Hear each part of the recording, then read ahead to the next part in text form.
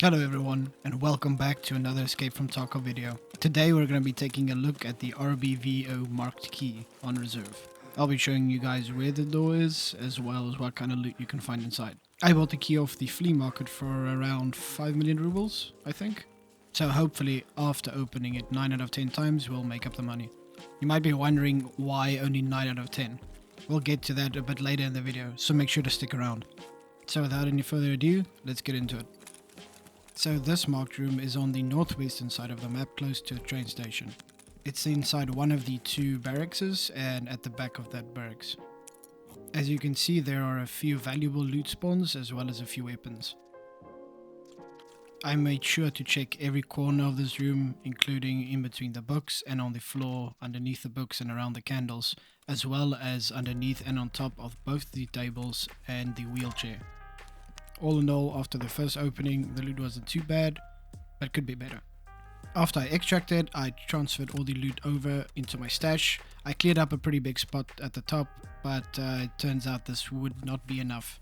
But anyways, after the loot was transferred, I headed back in and opened the door the second time. When I arrived at the barracks, I ran into one of Tarkov's AI PMCs, and as you can see, they're not really much to worry about at all. After I dealt with him, I went back in and opened the door and again found a bunch of weapons and a few valuable loot spawns. In the video you might not see me checking every corner of the room every time, but trust me, I did check all of the places that I thought keycards might be hiding. Just like before, after I'd gotten all the loot from the room, I headed to extract and transferred all of it back to my stash. After that, I headed in the third time, ran into one scav, looted up the room, and again made it out with a bunch of weapons and only a few of the valuable loot spawns. One of the better spawns I got from this room was actually the MK47 mutant, but unfortunately nothing too crazy yet. I headed to extract, transferred the loot, and I'm sure at this point you'll start to notice how many weapons actually I've gotten from opening the room only 3 times. I headed in for the 4th time, and on opening the door this time I had actually gotten a SIG spear, which at this point in the video is probably the best loot that I've gotten from this room. Once I shuffled things around my backpack a bit and made space for all of the weapons, I headed to extract. And just like many times before, I usually peek the corner close to the sewer extract just to make sure there aren't any PMCs or Bluka and his goons are not around, and turns out that they were here this time. I dipped into the garage with all of my loot preparing to be pushed, and after I took down 2 of the guards, I decided to just leave all of the loot on the floor here in the garage and then try and kill Gluha and the rest of his guards.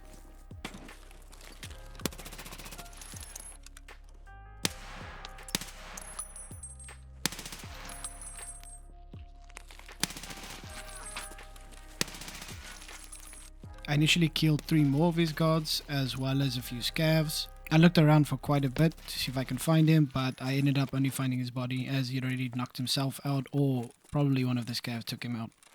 When I checked his body, I didn't find any good loot, but I did notice some of his loot was missing, telling me that a scav or something else had already looted him.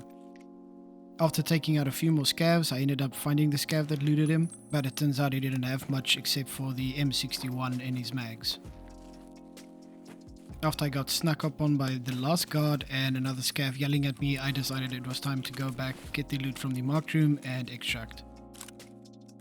After I transferred all the loot, I noticed that the space in the stash was getting a bit low, so I ended up buying a items case. I transferred as much as I could into this container and then went back in again. The 4th time it was pretty quiet, I didn't run into any scavs or AI PMCs, and inside the room I actually got 2 decent weapons, as well as the best loot item that I've gotten so far, a key tool. After I extracted, I transferred the loot again and went straight back in.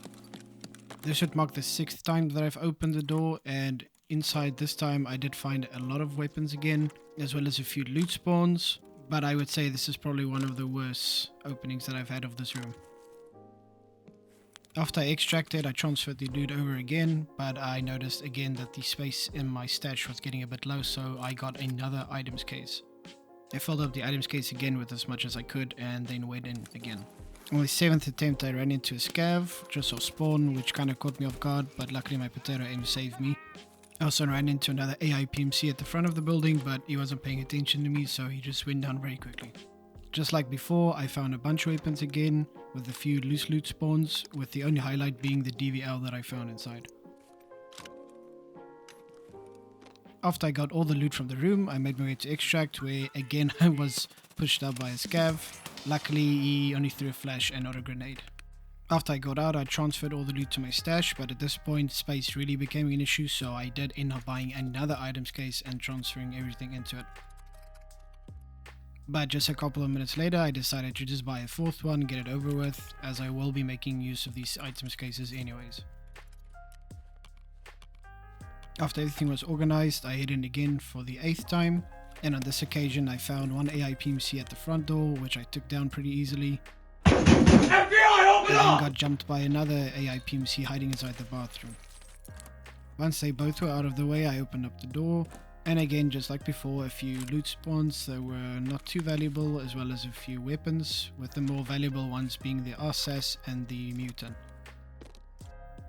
After I got out, transferred the loot and organized everything, I went in for the 9th and final time, but this was a pretty uneventful raid. I opened up the room, got a few more weapons, got a few figurines, and after this was done, I headed to Extract and transferred all the loot over again. Now, the reason I didn't open it up for the 10th time is because there is actually a Bada Jaeger level 3, which also requires the RB-PKPM and RB-BK mark key. What do you get from this Bada? Well, you get a DOMS marked key, which at the time of recording this was going for around 14 million rubles on the flea market in PvE mode. Make sure to sub if you want to see that opening video as well. Now it's time to see if we actually made any money by buying this key and opening the marked room so many times.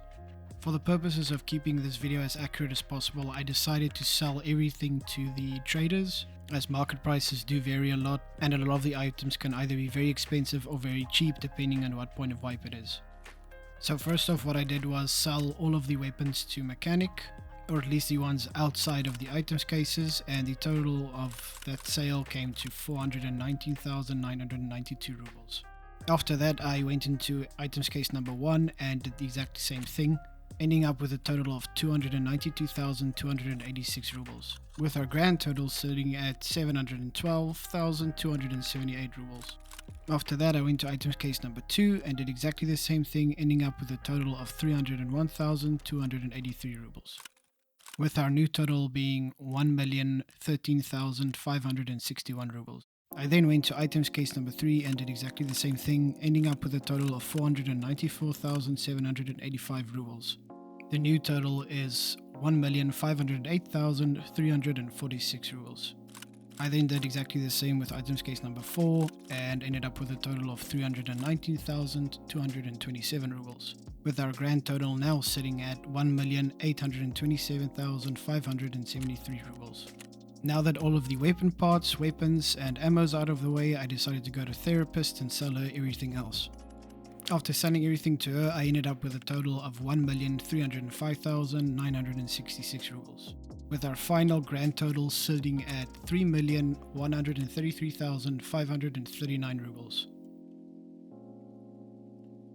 Now, as I said before, I didn't want to include flea market prices really because they're inconsistent and they really depend on what point of wipe it is. But I think this gives everyone a good baseline of what to expect when you open this room as many times as I did. And who knows, maybe on the 10th time I would have gotten a keycard or something else that would have pushed the value up even more. And with that, we've reached the end of the video. If you enjoyed this video, make sure to leave a like, and if you like this style of content, be sure to subscribe as well, because I will be opening all of the other marked room keys as well and doing similar guides on them. And if there is any feedback, be sure to let me know in the comments down below. I am open to criticism. I'd really like to get my videos out there doing better and looking better for you guys, so don't be scared. Thanks again, and I'll see you guys in the next one.